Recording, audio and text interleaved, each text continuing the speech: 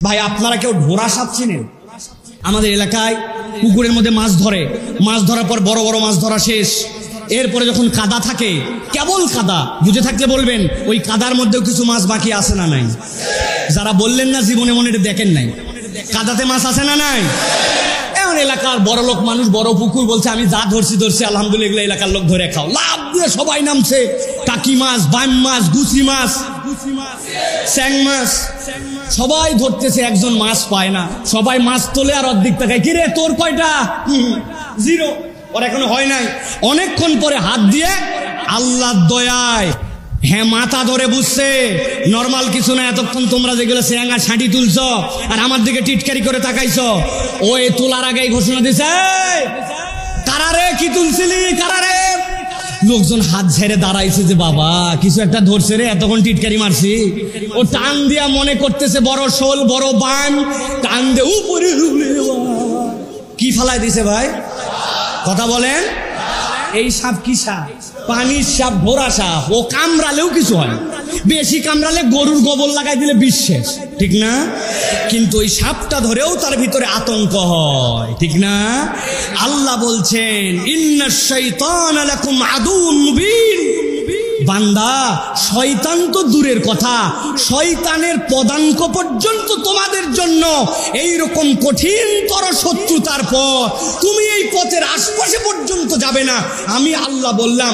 তাছাড়া ওয়ামতাজুল ইয়াউমা আইয়ুহাল মুজরিমুন, যেদিন মুজরিমদেরকে আলাদা করা হবে ওই দিন কিন্তু তুমি ইমানদারদের দপ্তরে থাকতে পারবে না। প্রিয় ভাইয়েরা, একটু আইডেন্টিফাই করেন। অনেক জোরে জোরে তো হইচই করলাম, একটু আইডেন্টিফাই করেন কোন পথগুলা শয়তানের পথ। আপনি চুলটা এমন ভাবে কেটেছেন যেটা ইসলাম এলাও করে না। আপনি আপনার পোশাকটা হালালই হয়তো পরেছেন, কিন্তু ওই পোশাকের ধরনটা মুসলিম যুবকের সাথে যায় না। আপনি যেই পোশাকটা পরে মা, আপনি যে পোশাকটা পরে আমার বোন বাইরে যাচ্ছেন, আপনি আপনার করে আপনি হয়তো বলছেন আমি তো পর্ন সাইট দেখতেছি না, আমি সংবাদ দেখতে যাই, এটা চলে আসছে, কিন্তু আপনার চোখ শয়তান আকৃষ্ট করে আপনার মনকে অন্যদিকে নিয়ে যাওয়ার চেষ্টা করবে। বলবেন হুজুর এটার ব্যাখ্যা কি? দেখেন মুফাসসিররা কি ব্যাখ্যা করেছেন, আমি সেটা বলি। আল্লাহ রাব্বুল আলামিন বলছেন শয়তানের পথ অনুসরণ করবে না।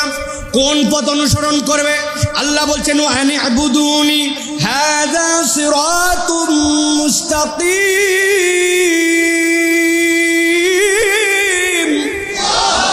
আমার আল্লাহ রাব্বুল আলামিন বলছেন ও বান্দা, আমি রব্বুল আমিন তোমার জন্য বললাম ওয়ানি আবুদুনি, এদিক সেদিক দৌড়ায়ো না। আমি রব্বুল আমিন তোমার জন্য বললাম হাযা সিরাতুম মুস্তাকিম। হাযা ইশারা, ইশারাটা করিবের জন্য। আল্লাহ বুঝাচ্ছেন এই যে এটাই তো তোমাদের জন্য সঠিক রাস্তা। কেন এই কথা বললেন? তাফসীরের মধ্যে মুফাসসিররা ব্যাখ্যা করছেন, কোন ব্যক্তি যদি মুকিম হয় তথা তার নিজের বাড়ির মধ্যেই থাকে, মুকিমকে তো পথ দেখানো লাগে না।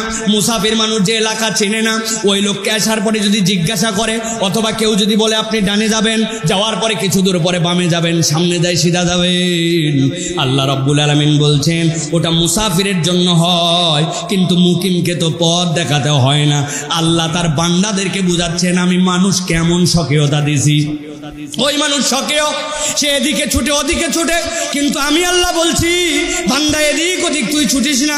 আমি রব তোর জন্য বললাম ওয়ানি আবুদুনি হাযা সিরাতুম মুস্তাকিম, তোর জন্য যে সিরাতে মুস্তাকিম আমি আল্লাহ দান করে দিলাম, ওই রাস্তার উপরে যদি তুই থাকিস আমি আল্লাহ গ্যারান্টার হলাম ওয়ামতাজুল ইয়াউমের পথে না দিয়া সালামের দলে তোকে শামিল করে দিব।